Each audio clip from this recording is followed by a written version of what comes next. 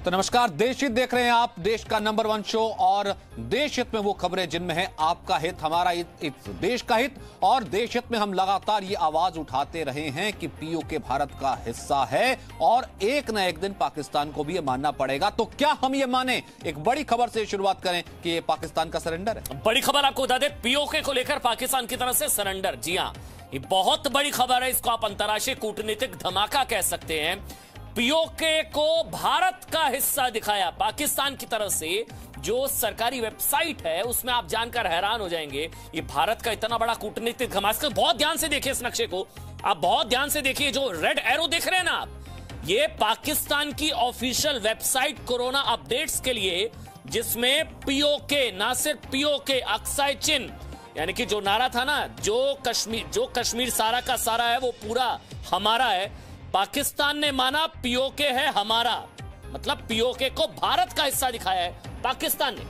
और लगातार पाकिस्तान कहीं ना कहीं अपनी कॉन्स्टिट्यूएंसी को एड्रेस करने के लिए, या फिर यूं कहें कि वहां पर लगातार इस चीज को लेकर के बात चलती रहती है कि कभी ना कभी भारत तो रिटेलिएट करेगा ही करेगा, क्योंकि ये है ही भारत का हिस्सा और जबरदस्ती ऑक्युपाइड है पाकिस्तान से। तो आखिरकार भले गलती से ही सही, क्योंकि अब पाकिस्तान कहेगा कि गलती हो गई, लेकिन असल में पाकिस्तान के मन का खौफ इसे कह सकते हैं कि उसे मालूम है कि भारत के आगे वो कहीं नहीं टिकता। जिस पाकिस्तान ऑक्युपाइड कश्मीर को वो अपना हिस्सा बताता रहा है और भारत का जो अभिन्न अंग रहा है, तो आखिरकार पाकिस्तान अपनी ऑफिशियल वेबसाइट जारी करता है और उस ऑफिशियल वेबसाइट में JNK state, Jammu and Kashmir state as it is, यानी कि पूरा का पूरा दिखाया जाता है। अखंड भारत, जिसमें अक्साई चिन का इलाका भी दिखाया जाता है। बिल्कुल, तो मतलब पूरा का पूरा कश्मीर, जिसमें अक्साई चिन भी है। पीओके, वैसे तो पीओके हमारा ही है, वो तो भारत का अभिन्न अंग है, लेकिन पाकिस्तान ये अब तक मान नहीं रहा था। तो ये पीओके पर पाकिस्तान का बड़ा सरेंडर, इस तरह से समझिए। दूसरी बड़ी बात ये, मतलब पीओके का सच क्या पाकिस्तान को अब कबूल है। जो पीओके का सच है कि पीओके वो पाक ऑक्युपाइड, यानी कि गैर कानूनी तरीके से पाकिस्तान ने कब्जा कर रखा है हमारे कश्मीर पर, भारत के कश्मीर पर। ये पीओके पर क्या पाकिस्तान का सरेंडर है? पीओके का सच क्या पाकिस्तान को कबूल है? क्योंकि ये बहुत बड़ी खबर है। जम्मू कश्मीर पर पाकिस्तान का ये बहुत बड़ा कबूलनामा है। देशहित में इस वक्त की बहुत बड़ी खबर। ये नक्शा देखिए और नक्शे को देखिए और समझिए। देशहित के लिहाज से आज ये सबसे बड़ी खबर है। कोरोना संक्रमण की जानकारी देने के लिए, कोविड पेशेंट, कोविड-19 को लेकर किस तरह से पाकिस्तान में फैला कोरोना, वो दिखाने के लिए जो नक्शा जारी किया, उसमें पाकिस्तान पीओके का सच छुपा नहीं पाया और बता दिया कि हाँ भैया, हमारे बस की बात नहीं है। भारत लगातार धमकियां दे रहा है, भारत किसी भी तरीके से एक और कहीं सर्जिकल स्ट्राइक ना कर दे और हमको ना भुगतना पड़े। नतीजा आपके सामने, पूरा का पूरा अखंड जम्मू कश्मीर भारत का। और डर इसी का है, पाकिस्तान को डर इसी का है लगातार। और इसी कारण से इसे पाकिस्तान का हम ये कह रहे हैं कि सबसे बड़ा सरेंडर है, क्योंकि उसे मालूम है अंतर्राष्ट्रीय जगत में भी जा जाकर वो कश्मीर का रोना रोता रहा है और उसे मालूम है कश्मीर का प्रोपेगेंडा उसके बस की बात नहीं है, ना वो चलता है। और याद कीजिए, जब गृह मंत्री 370 रखने के बाद कहते हैं सदन में कि एक एक इंच कश्मीर का हिस्सा हमारा है। और हमारे साथ MS बिट्टा, वो इस वक्त हमारे साथ जुड़ चुके हैं, और साथ ही हमारे साथ निर्मल सिंह जी भी जुड़ चुके हैं, जम्मू कश्मीर के पूर्व उप मुख्यमंत्री हैं, फॉर्मर डिप्टी CM, इस वक्त हमारे साथ लाइव जुड़ चुके हैं। सबसे पहले निर्मल सिंह जी, आपकी प्रतिक्रिया। भारत लंबे समय से मांग करता रहा है, मांग क्या बल्कि धमकियां देता रहा है कि पाकिस्तान को सबक सिखाया जाएगा अगर पीओके नहीं छोड़ता है पाकिस्तान। ये सरेंडर ही है पीओके पर पाकिस्तान का। कहते हैं कि झूठ के पांव नहीं होते, सच्चाई एक दिन सामने आती है। पाकिस्तान ऑफिशियली कितना इसको मानेगा, लेकिन जिस प्रकार की वेबसाइट उन्होंने अभी जारी की है, उसमें पूरा जम्मू कश्मीर जो है भारत में बताया है, और उसमें 5142 स्क्वायर किलोमीटर का जो इलाका है, जो उन्होंने उसने लीज पर चाइना को दिया है, वो भी बताया है। और साथ साथ जो अक्साई चीन और बाकी जो हिस्से हैं जम्मू कश्मीर के चाइना ने जो ऑक्युपाई किए हैं, उसने बताया है। ये सच्चाई सामने आई है और इसको जो है उसको मजबूर होना पड़ा इसके लिए। देखिए, फरवरी 1994 में जो पार्लियामेंट ने एक यूनानिमस रेजोल्यूशन पास किया था, उसमें आया था कि पाकिस्तान के साथ अगर कोई इशू है, वो है कि पीओके, जिसमें पीओके है और जिसमें गिलगित बाल्टिस्तान है, उसको वापस लेना। यह भारतीय जो पार्लियामेंट का, भारत राष्ट्र का एक संकल्प है और उस संकल्प को मद्देनजर रखते हुए, सामने रखते हुए, जिस प्रकार से हमारी केंद्र सरकार ने, नरेंद्र भाई मोदी जी के नेतृत्व में एक कदम आगे जाके हमने जो किया है, जिस प्रकार से हमने सर्जिकल स्ट्राइक किया, जिस प्रकार से हमने एयर स्ट्राइक करके उसको बता दिया अगर तुम हिमाकत करोगे तो आपको मुंह की खानी पड़ेगी, जिस तरीके से हम चाइना के साथ डील कर रहे हैं, तो ये भारत जो है 21वीं सदी का भारत है। ये भारत है जो मोदी जिसके नेता हैं, भारतीय जनता पार्टी की सरकार है। हम आगे जाके जो पार्लियामेंट का रेजोल्यूशन है वो रेजोल्यूशन शब्दशः लागू हो, उसके लिए हर तरीके से डिप्लोमेटिकली और मिलिटरीली उसके लिए हम तैयार हैं। और उसके ही नतीजे में आने वाले वक्त में आप देखेंगे कि जो सपना है भारत राष्ट्र का, वो सपना जो है साकार होगा और भारत उसको साकार करेगा। एमएस बिट्टा साहब, ये न्यू भारत यानी कि नया इंडिया, ये उसी चीज का कहीं ना कहीं एक नक्शा हुआ ना, या उसी चीज की पाकिस्तान की गवाही हुई कि ये नया भारत है कि अगर छेड़ेंगे तो वो छोड़ेगा नहीं। 2 बार हाथ जला चुका है, सर्जिकल स्ट्राइक से लेकर के वो तमाम चीजें बोलता भी रहता है अपने मीडिया में। ये उसी का कबूलनामा है कि उसने आखिरकार मान लिया कि हमारे बस की बात नहीं है। अमन जी, एक बात मैं स्पष्ट कह दूं, बार बार आपके चैनलों के अंदर मैं ये कहता रहा हूं और ये भी कह दूं, मेरा किसी पार्टी से तल्लुक नहीं है और इस बात से मैं बड़ी देर से कहता हूं, ये आज का भारत है, ये वो पहले का भारत नहीं है। जिस कश्मीर के अंदर पुरानी उस वक्त की गंदी पॉलिटिक्स ने इस आतंकवाद की नींव रखी थी, हमारे अगर हजारों जवान शहीद हुए, उस वक्त की पॉलिटिकल पार्टियों के नेता, मैं नाम नहीं लेना चाहूंगा, समझ जाएंगे सब, उनकी नींव ऐसी रखी, अगर उस वक्त भी चाहते कश्मीर हमारा था, हमारा है, हमारा रहेगा, ऑक्युपाइड कश्मीर भी हमारा था, हमारा है। और उस वक्त का इतिहास को देखे, अगर पंजाब की वो रेजिमेंट, पंजाब के वो फौज के जर्नलों ने कहा था कि हम अभी ऑक्युपाइड कश्मीर के ऊपर पहुंच चुके थे, पर उस वक्त के पॉलिटिशियन नेताओं ने अपनी अपनी एक पॉलिटिकल कंप्रोमाइज करते हुए छोड़ दिया, नहीं तो आज हमारे हजारों जवानों की शहादत ही ना होती। पूरे देश के अंदर ब्लास्ट हुए, पार्लियामेंट के अंदर कहां कहां 26/11 की घटना, पूरे देश के अंदर, कश्मीर के अंदर हजारों शहादतें होगी, ये होता ही ना। मेरा एक सवाल है, अगर आज नरेंद्र मोदी जी ने 370 धारा हटा दी और आज ऑक्युपाइड कश्मीर के ऊपर हम बिल्कुल तैयार खड़े हैं, तो 70 साल के अंदर जो भी पॉलिटिकल पार्टियां थी, क्या वो बेगुनाहों के कातिल है? क्या हमारे हजारों जवानों की शहादतों के कातिल है?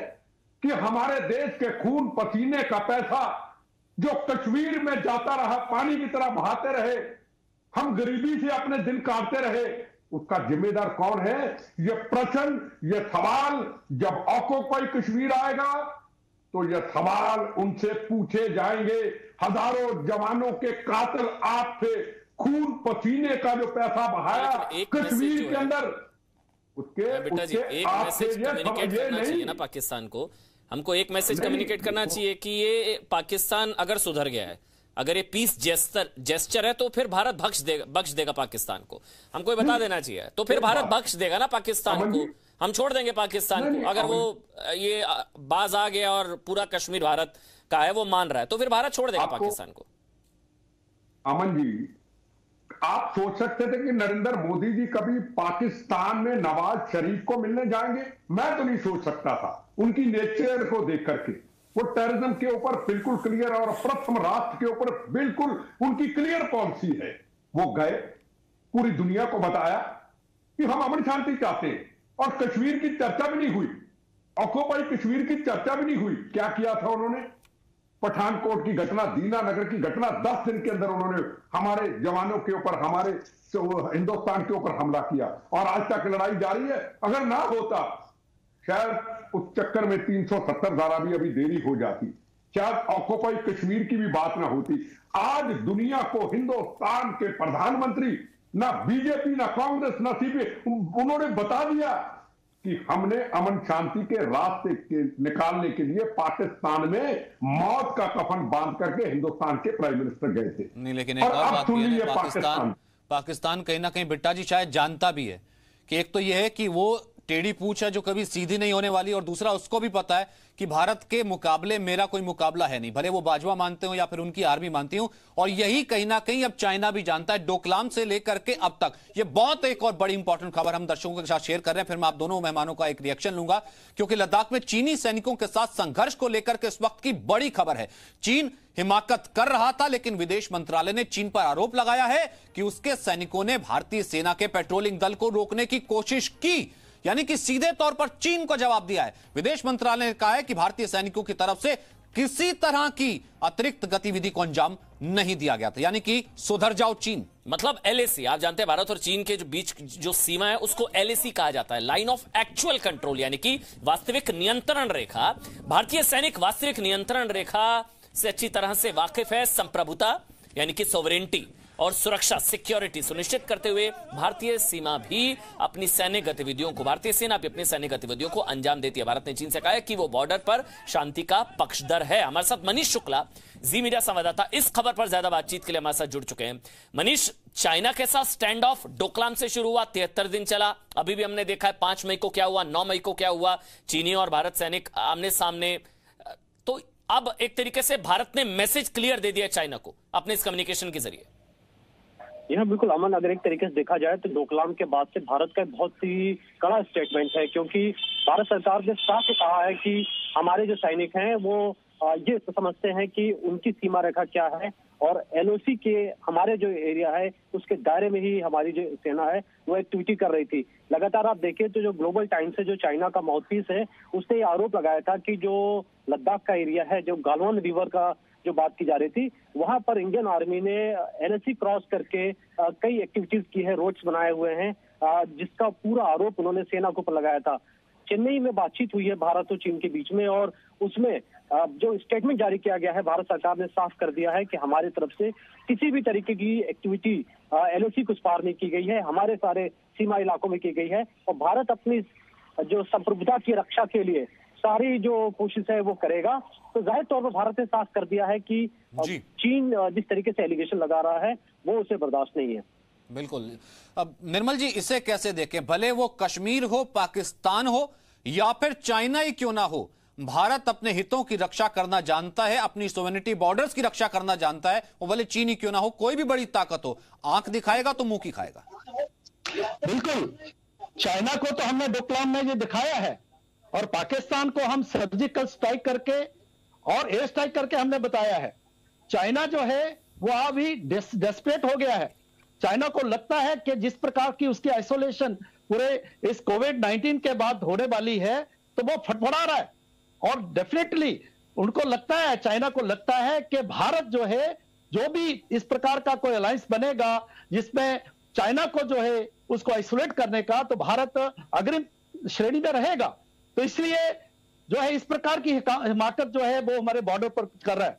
मैंने पूरा बॉर्डर देखा, तवांग से लेके और देमचोक तक पूरे के पूरे बॉर्डर पर मैं घूमा हूं, और मैंने देखा है कि चाइनीज जो है हमेशा जो है इस प्रकार की हिमाकत करते रहे हैं, लेकिन पहले उसको जवाब नहीं मिलता था। हमारी सेनाएं जाती थी, लेकिन सेनाओं को इस प्रकार का ऑर्डर नहीं था कि बिल्कुल शांति बनाए रखें, इस प्रकार की बात थी। लेकिन अभी हमने जैसे देखा, जब से केंद्र में नरेंद्र भाई मोदी की सरकार आई है, हमारी सेना को पूरी जो है पूरे अधिकार हैं कि चाइना को उसको जवाब दिया जाए, और वो जवाब दे रही है। ठीक है, गोली वहां पर नहीं चली, जहां इस प्रकार की बात अभी नहीं है, लेकिन चाइना अगर ऐसी हिमाकत करेगा तो उसको भी मुंह की खानी पड़ेगी, और पाकिस्तान को तो मुंह की खानी पड़ ही रही है कि भारत बिल्कुल भी राष्ट्रीय हितों के ऊपर, चाहे वो एलएसी है, चाइना के साथ हमारा बॉर्डर है, चाहे एलओसी है जो पाकिस्तान के साथ हमारा बॉर्डर है, हम कतई भी अपने हितों को जो है उनको उनके साथ किसी को खिलवाड़ करने की इजाजत नहीं देंगे। और बेटा जी एक छोटा सा कमेंट साथ ही, ये कहना कि संदेश इंटरनल बैठे कुछ उन लोगों के लिए भी, उस सेक्शन के लिए भी है जो जिस वक्त चीन से विवाद चलता है तो चीन के एम्बेसडर से मिलने चले जाते हैं, या फिर कहते हैं कि अगर पीओके का मुद्दा भी होगा तो यूएन में जाकर के बात करो, ऐसे कुछ लोग भी आपको मालूम है? देखो, सबसे बड़ी समस्या आज हिंदुस्तान के अंदर यही है, जो मुझे कवि प्रदीप जी का वो गाना बार बार याद आता है, चाहे कोरोना का ये हम युद्ध लड़ रहे हैं, चाहे हमारे जवानों की शहादत होती है, बार बार वो मुझे पुरानी जिंदगी के वो दिन याद आते हैं कहनी है एक बात यही, इस देश के पहरेदारों से संभल के रहना, अपने घर में छुपे हुए गद्दारों से। कहां है आज टुकड़े टुकड़े गैंग? कहां है आज पॉलिटिकल पार्टियां वो जो बड़ा शोर मचाती थी पार्लियामेंट के अंदर? 370 धारा भी हल कर दी, राम जन्मभूमि का भी मुद्दा हल कर दिया, सर्जिकल स्ट्राइक भी कर दी। पाकिस्तान थर थर कांपता है, पीठ पे छुरा मारता है, हम जवाब देते हैं। क्या कोई पॉलिटिकल पार्टी आपके चैनल पे आकर के बीजेपी को छोड़ करके हिंदुस्तान के प्रधानमंत्री की चर्चा करती है? इंदिरा गांधी को भी दुर्गा कहा था, अटल बिहारी वाजपेयी जी ने नहीं कहा था? मैं कहता हूं हिंदुस्तान का प्रधानमंत्री हमारा योद्धा है, हमारा राष्ट्र, हमारी मानवता सुरक्षा है, क्योंकि हमारे लिए प्रथम राष्ट्र है जनाब। सबसे बड़े इस वक्त इस मुल्क के साथ वो धोखा करते हैं जो इस वक्त पॉलिटिक्स करते हैं। कोरोना का युद्ध को छोटा सा युद्ध नहीं है। एक तरफ चाइना, किस तरीके से हमारे जवानों ने आज भी मार के नाक में खून बहा दिया, बंदूक गोली के बगैर चाइना को बता दिया ये आज का भारत है। दोबारा गलती दोबारा की, अभी भी जवाब दिया, हमारे जवान खड़े रहे वहां पे। तो डोनाल्ड ट्रंप कहते हैं कि अगर आतंकी लड़ाई में कोई अगर सबसे बड़ा साथी है इस वक्त अमन, तो इसलिए वो कहते हैं कि भारत है, और शायद आज इसी का इनाम या फिर इसी कारण से उन्होंने इसी चीज की रिकॉग्निशन भारत को दी है। और आपको बता दें, देश हित की शुरुआत 2 अंतर्राष्ट्रीय कूटनीतिक धमाके हम आपको बता चुके हैं, 2 अंतर्राष्ट्रीय कूटनीतिक धमाके। लेकिन आज देश हित में बहुत अच्छी खबर है, तीसरा कूटनीतिक धमाका सुनिए, आपको अच्छा लगेगा। भारत की कूटनीतिक ताकत का आपको एहसास होगा। तीसरा कूटनीतिक धमाका, अमेरिका ने अलकायदा के एक बड़े आतंकवादी को भारत को सौंप दिया है। जी हां, बड़ी खबर इस वक्त की, मोहम्मद इब्राहिम जुबैर विशेष विमान से अमृतसर लाकर क्वारंटाइन सेंटर में अब इस आतंकवादी को रखा गया है। यह अलकायदा का बड़ा आतंकवादी अमेरिका ने भारत को सौंप दिया है। हैदराबाद का निवासी, हैदराबाद का रहने वाला जुबैर अमेरिका की नागरिकता ली थी। आतंकवादी इब्राहिम जुबैर अलकायदा में फंडिंग का काम देखता था। अमेरिकी अदालत ने जुबैर को आतंकी गतिविधियों में शामिल होने का दोषी पाया है।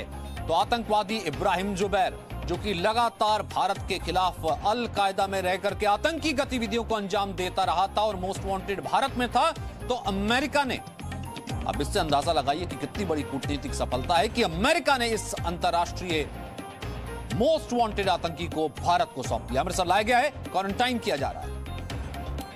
क्योंकि ये एक और अंतरराष्ट्रीय कूटनीतिक धमाका, तस्वीर इस वक्त आपकी टीवी स्क्रीन पर, आतंकवादी जुबैर, अमेरिका ने भारत को सौंपा अलकायदा का आतंकवादी जुबैर। ये एक और कूटनीतिक धमाका इस लिहाज से क्योंकि चीन के मुद्दे पर भी अमेरिका भारत के साथ खड़ा हुआ था, ये भी आपके लिए जानना बहुत जरूरी है। अमेरिका की वरिष्ठ राजनयिक जो है एलिस जी वेल्स, उनकी तरफ से चीन को कटघरे में खड़ा किया गया था। तो इसलिए हम कह रहे हैं कि आज देश हित में 3 बड़े कूटनीतिक धमाके, अमेरिका ने अलकायदा के एक बड़े आतंकवादी को भारत को सौंप दिया है। निर्मल सिंह जी, यही तो भारत की बड़ी बढ़ती और बदले हुए भारत की बढ़ती हुई कूटनीतिक ताकत है ना, जिसका लोहा अमेरिका भी मान रहा है।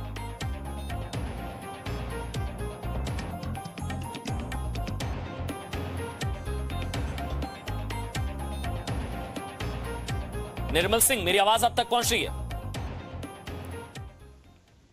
का भारत है यह भारत जो है जिसके नेता नरेंद्र भाई मोदी हैं। यहां भारतीय जनता पार्टी का राज है और भारतीय जनता पार्टी इस देश का नेतृत्व कर रही है। वो पुरानी जो नीतियां थी, अपीसमेंट की नीति, और इस प्रकार से कि ऐसा मैसेज था कि शायद हम जो है रिट्रीटिंग नेशन है, हम पीछे हटने वाले लोग हैं। नहीं, भारत जो है जब अपने हित की बात आएगी, राष्ट्र के हित की बात आएगी, चाहे वो आतंकवाद है, चाहे बॉर्डर के ऊपर पाकिस्तान या चाइना के साथ संघर्ष की बात है, चाहे वो अंतरराष्ट्रीय स्तर के ऊपर कोविड के वक्त जो है जिस प्रकार से हमने एक वासुदेव कुटुंबकम का एक जो है एक उसके सिद्धांत को मद्देनजर रखते हुए पूरे दुनिया को एक संदेश दिया है कि भारत इस संकट में पूरे दुनिया के साथ है। तो हम कूटनीतिक तौर पर, हम जो मिलिटरीली, हम जो है और भी, चाहे वो अगर हम पर सीधा हमला होगा तो हम जवाब देंगे, अगर पूरे जो है दुनिया को एक राहत देने की बात है, उसके सहयोग की बात है, तब भी हम आगे हैं। तो हम हर क्षेत्र में हर तरीके से जो है सक्षम है और आने वाले वक्त में भारत उभरेगा और अपना रोल प्ले करेगा। बिल्कुल, वो चाहे यूएन में पाकिस्तान का कश्मीर का राग अलापना हो, चाइना का जो इंटरनेशनलाइजेशन करना हो इन सब इश्यूज का, या फिर अमेरिका का साथ मांगना हो, लेकिन जब भारत इन तीनों हितों की बात आती है तो अंतर्राष्ट्रीय स्तर पर पता लगता है कि आखिरकार भारत की ताकत क्या है। तभी हमने कहा ये 3 बड़ी खबरें अंतर्राष्ट्रीय आपके लिए जानना बहुत जरूरी है। बिट्टा साहब आपका बहुत बहुत शुक्रिया। निर्मल सिंह जी आपका बहुत बहुत शुक्रिया समय निकालने के लिए देशहित के लिए जी न्यूज पर। लेकिन आतंकवाद के खिलाफ सुरक्षा बलों के प्रहार से कश्मीर घाटी के आतंकवादी आप जानते हैं सहमे हुए, दहशत में हैं। दहशत इतनी है कि उनमें अब भगदड़ सी मच गई है। मौत को करीब देखकर आतंकियों ने अपना ठिकाना ही बदल लिया है। दक्षिण कश्मीर में सुरक्षा बलों के दबाव से परेशान आतंकवादी अब अपना इलाका और रणनीति दोनों बदल रहे हैं।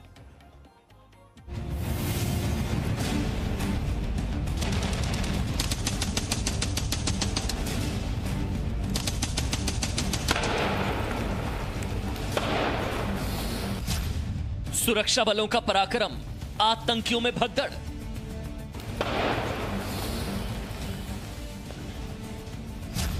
सुरक्षा बलों का अभियान, आतंकियों में दहशत।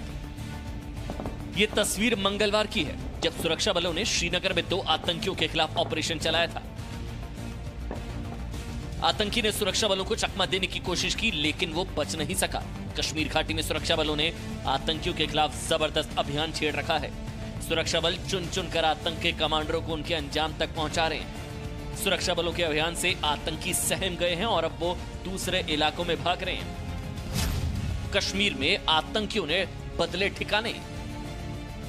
दक्षिण कश्मीर में सुरक्षा बलों के ऑपरेशन से परेशान आतंकवादी बौखला गए हैं, इसलिए अब आतंकी अपना इलाका और रणनीति दोनों बदल रहे हैं। दक्षिण कश्मीर से कुछ आतंकवादियों ने पीर पंजाल के दक्षिण में किश्तवाड़ के जंगलों का रुख किया है।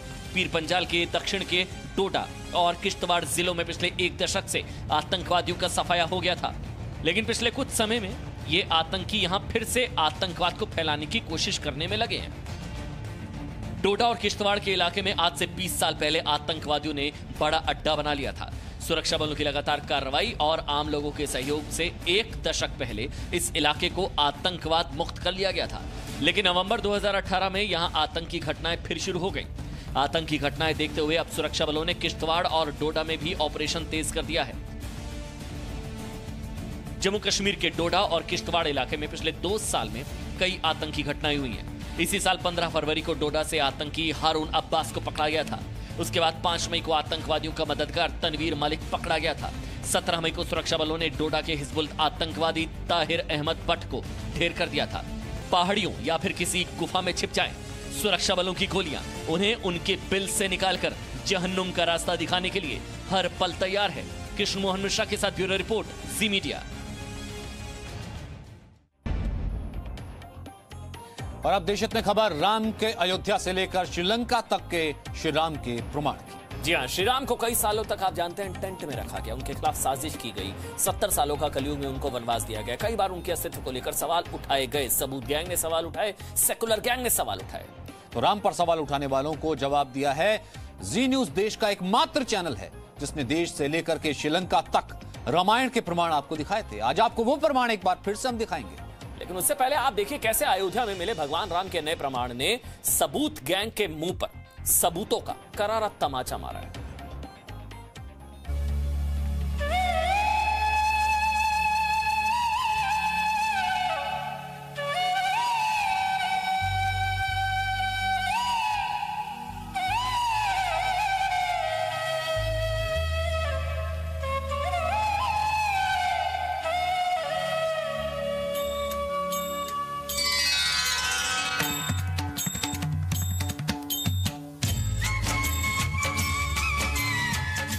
सबूत गैंग पर भगवान श्री राम का सबसे बड़ा प्रहार। पिछले साल 9 नवंबर को सुप्रीम कोर्ट ने अयोध्या में राम मंदिर पर लगाई थी मोहर। सुप्रीम कोर्ट के आदेश के बाद अब भव्य राम मंदिर निर्माण का काम तेजी से चल रहा है। 5 महीने बाद अयोध्या में मिला राम का नया प्रमाण। राम जन्मभूमि पर फिर मिले राम मंदिर के निशान, खंबे, मूर्तियां, नक्काशीदार पत्थर। राम को काल्पनिक बताने वालों के मुंह पर सबूतों का करारा तमाचा। ढांचे के मलबे में दबे हुए काले कसौटी पत्थर के 7 खंबे हमको प्राप्त हुए हैं। बलुआ पत्थर के नक्काशीदार अंग हमको मिले हैं और नीचे जाने पर एक शिवलिंग प्राप्त हुआ है।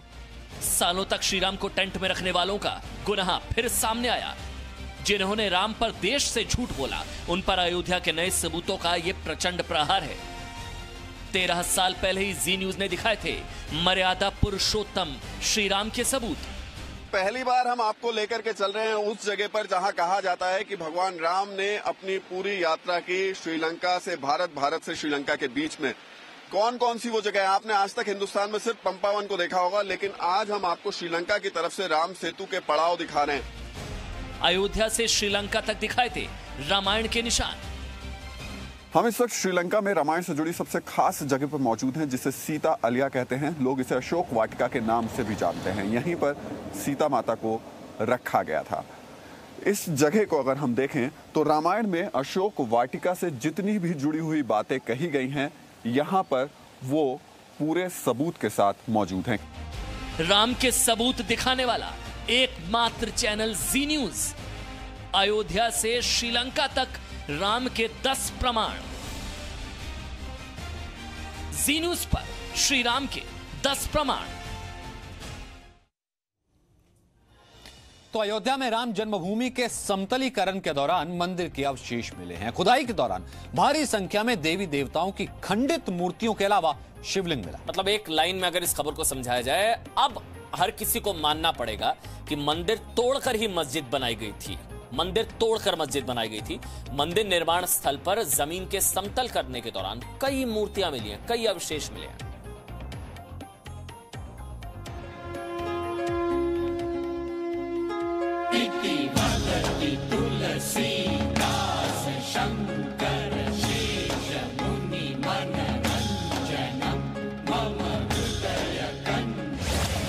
अयोध्या के कण कण में श्री राम। भगवान राम अयोध्या के कण कण में है। यहाँ राम के निशान पग पग पर मिलते हैं। राम नगरी में एक बार फिर भगवान राम के प्रमाण मिले हैं। जहाँ हुआ राम जन्म, वहाँ फिर मिले प्रमाण। अयोध्या में राम जन्मभूमि पर गर्भगृह की खुदाई के दौरान मंदिरों के अवशेष मिले हैं। जन्मभूमि पर खुदाई में ऐसे कई सबूत मिले हैं जिनसे एक बार फिर साबित हुआ है कि राम जन्मभूमि पर पहले मंदिर हुआ करता था।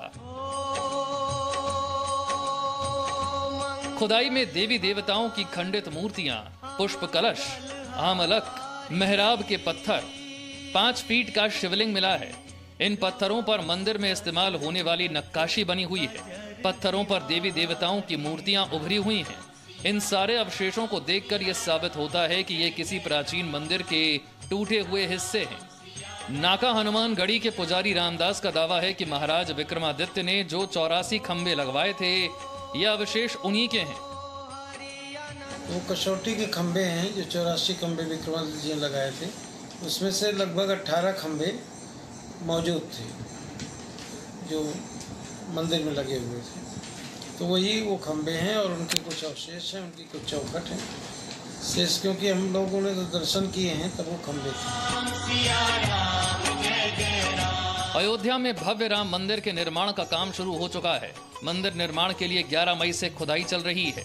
लॉकडाउन के चलते फिलहाल 10 मजदूर ही गर्भगृह क्षेत्र का समतलीकरण का काम कर रहे हैं। खुदाई के दौरान जमीन के नीचे ये अवशेष मिले हैं। अयोध्या के साधु संतों ने इन अवशेषों को धरोहर की तरह संजोने की मांग की है। अभी अवशेष मिल रहे हैं वो बहुत अच्छे, बहुत अमूल्य हैं और धरोहर जो रखी जाएगी, अमूल्य धरोहर, वो भी संग्रहित होकर के रखा जाएगा।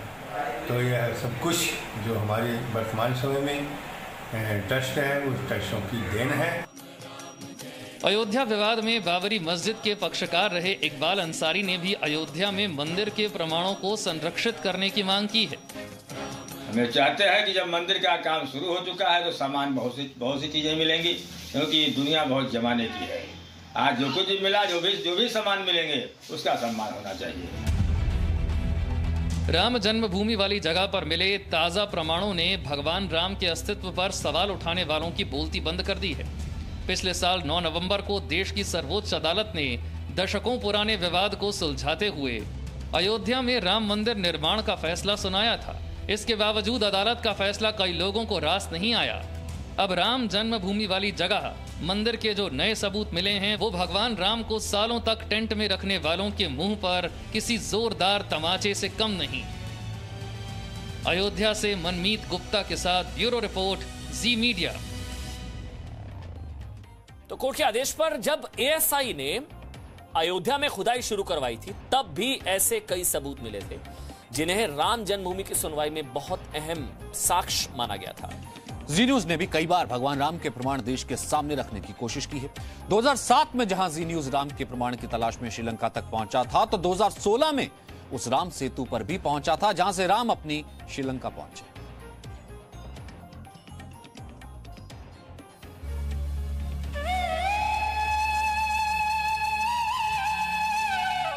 मन्नार से गाड़ी के रास्ते होते हुए हम तल्लई मन्नार पहुंच गए हैं। तल्लई मन्नार, जी हां, वो जगह जहां से राम सेतु की शुरुआत होती है। ये रेलवे ब्रिज आप पहले देख लीजिए, 1967 तक ये ब्रिज चला, उसके बाद यहाँ पर तूफान आया और ये ब्रिज खत्म हो गया। और ये ही रास्ता जाता है रामेश्वरम तक, धनुषकोटी तक। और ये बात हम कोई कहीं सुनी नहीं कर रहे हैं, बाकायदा श्रीलंकन सरकार के दस्तावेज ये बताते हैं। उन्हीं के दस्तावेजों में ये इसका एक मैप भी लगाया गया है यहाँ पर। पहली बार हम आपको लेकर के चल रहे हैं उस जगह पर जहां कहा जाता है कि भगवान राम ने अपनी पूरी यात्रा की श्रीलंका से भारत, भारत से श्रीलंका के बीच में। कौन कौन सी वो जगह है? आपने आज तक हिंदुस्तान में सिर्फ पंपावन को देखा होगा, लेकिन आज हम आपको श्रीलंका की तरफ से राम सेतु के पड़ाव दिखा रहे हैं। यहाँ पर कुछ द्वीप पड़ेंगे और उसके बाद में हमें नजर आएगा भारत। हमारा सफर शुरू हो चुका है। एक बार फिर से हमारी कोशिश है आपको राम सेतु के दर्शन कराने की समुद्र के रास्ते में। और ये रास्ता अब सीधे हम लोगों का राम सेतु की तरफ ही बढ़ रहा है। राम सेतु का ये पूरा रास्ता है, हम उसी रूट को फॉलो करते हुए चल रहे हैं जो कि नासा की सैटेलाइट में तस्वीरों के जरिए दिखाया गया है। हम इस वक्त श्रीलंका में रामायण से जुड़ी सबसे खास जगह पर मौजूद हैं, जिसे सीता अलिया कहते हैं। लोग इसे अशोक वाटिका के नाम से भी जानते हैं। यहीं पर सीता माता को रखा गया था। इस जगह को अगर हम देखें तो रामायण में अशोक वाटिका से जितनी भी जुड़ी हुई बातें कही गई हैं, यहाँ पर वो पूरे सबूत के साथ मौजूद हैं। कैसे? आइए चलकर आपको एक एक करके वो सारी चीजें दिखाते हैं।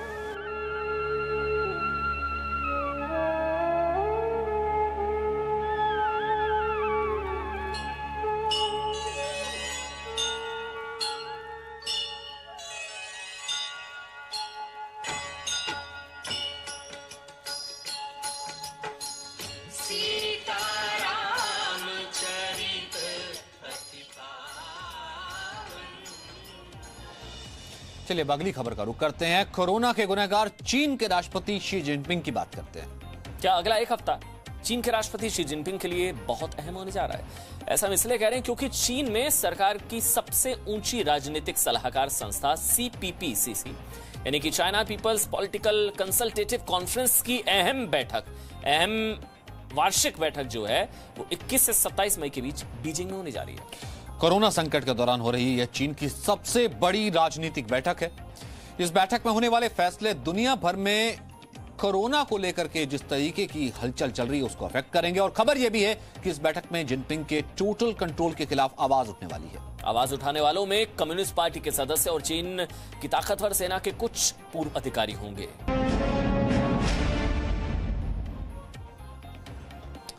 और देशहित में अब खबर अफगान तूफान से जुड़ी है। अफगान तूफान से पश्चिम बंगाल में बड़ी तबाही हुई है। आपको बता दें 72 लोगों की जान चली गई है। बड़ी खबर इस वक्त की बंगाल में तूफान की वजह से 72 लोगों की जान चली गई है। और दौरा करेंगे प्रधानमंत्री नरेंद्र मोदी। ओडिशा का भी हवाई दौरा करेंगे प्रधानमंत्री नरेंद्र मोदी। इस वक्त की बड़ी खबर, प्रधानमंत्री नरेंद्र मोदी कल तूफान प्रभावित बंगाल और ओडिशा का दौरा करेंगे, नुकसान का जायजा लेंगे। ये अपने आप में इसलिए बड़ी खबर हो जाती है, इस आपदा को देखते हुए प्रधानमंत्री कितने ज्यादा गंभीर हैं, क्योंकि यहाँ पर आज ही ममता बनर्जी ने कहा था कि अगर आपने जायजा लेना है कितनी तबाही हुई है तो यहां पर आकर के देखिए। क्योंकि जब से लॉकडाउन हुआ है कोरोना काल में प्रधानमंत्री सोशल डिस्टेंसिंग की उन्होंने अपील की है।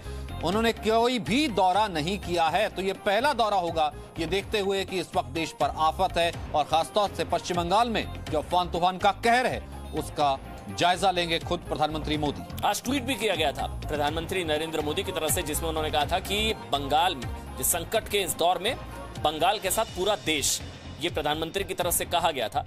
और अब पश्चिम बंगाल का दौरा करेंगे प्रधानमंत्री नरेंद्र मोदी और ओडिशा का भी दौरा करेंगे। नुकसान का जायजा लेंगे प्रधानमंत्री नरेंद्र मोदी। 5,000 से ज्यादा घरों को नुकसान पहुंचा है।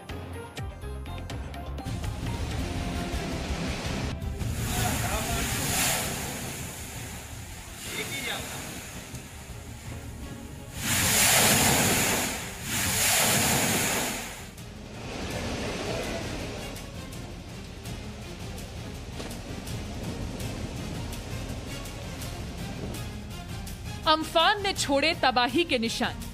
पश्चिम बंगाल के दीघा का रहने वाला दीपक मंडल एक मजदूर है। रोजाना की कमाई जोड़ जोड़ कर दीपक ने एक छोटा सा घर बनाया था, लेकिन उसे नहीं मालूम था कि अम्फान उसके घर को ही उजाड़ देगा। दीपक का घर कंक्रीट का था, लेकिन तूफान के आगे नहीं टिक सका। घर पर पेड़ गिर गया, जिससे घर की दीवार ढह गई। तेज हवाओं में घर की छत भी उड़ गई। बंगाल के दीघा से लेकर कोलकाता तक तबाही की हजारों कहानियां आपको परेशान कर देंगी। ये तस्वीर कोलकाता एयरपोर्ट की है। हर तरफ पानी ही पानी है। ऐसा लग रहा है जैसे ये बाढ़ के बाद की तस्वीर है। पूरा रनवे पानी में डूब गया है। अम्फान की वजह से आई तेज बारिश में एयर इंडिया का एक हैंगर ढह गया और एक विमान भी बाढ़ के पानी की वजह से टूट गया।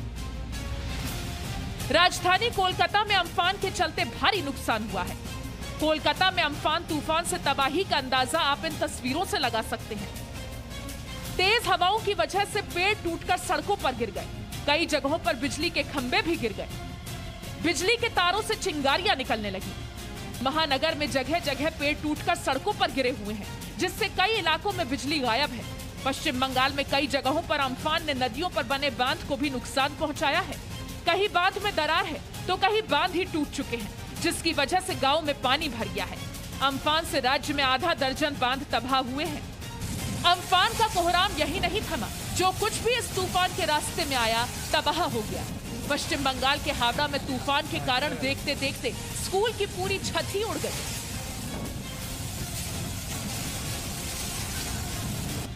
बंगाल सरकार के मुताबिक पूरे राज्य में करीब 5,500 घरों को नुकसान पहुंचा है। पश्चिम बंगाल में तूफान से तबाही की इन तस्वीरों से आप नुकसान का अंदाजा लगा सकते हैं, लेकिन उन लाखों लोगों के दुख का कोई हिसाब नहीं जो इस प्राकृतिक आपदा में या तो घर छोड़ आए हैं या उनके घर तबाह हो गए हैं। राज्य सरकार अब अम्फान से नुकसान के आकलन में जुटी हुई है। राज्य की मुख्यमंत्री ममता बनर्जी ने प्रधानमंत्री मोदी से बंगाल का दौरा करने की मांग की है। ब्यूरो रिपोर्ट, जी मीडिया। और यहाँ रुकने छोड़ से ब्रेक के लिए तुरंत हाजिर।